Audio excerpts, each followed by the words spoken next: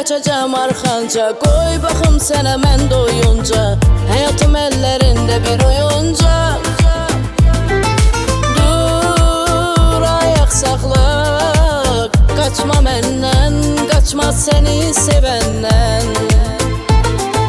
Divanə tək dəlicə sevəndə mən,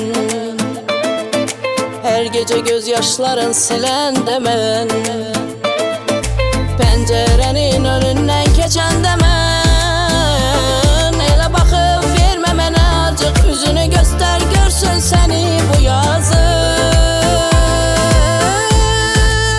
Qaçmağın bir faydası yox, qaçma məndən, sevməyin bir qaydası yox, qaçma məndən.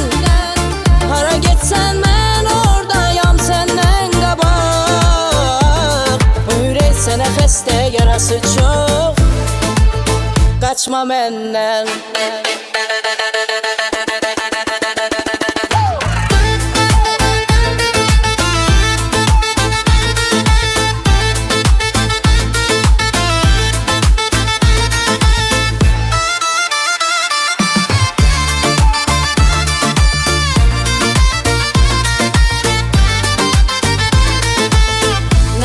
Qaçacağım arxanca, qoy baxım sənə mən doyunca, həyatım əllərində bir oyunca.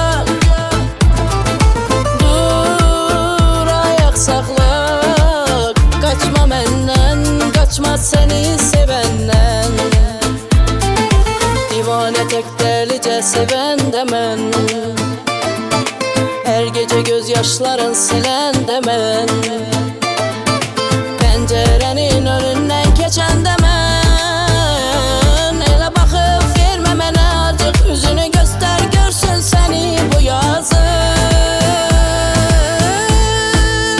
Qaçmağın bir faydası yox, qaçma məndən, sevməyin bir qaydası yox, qaçma məndən.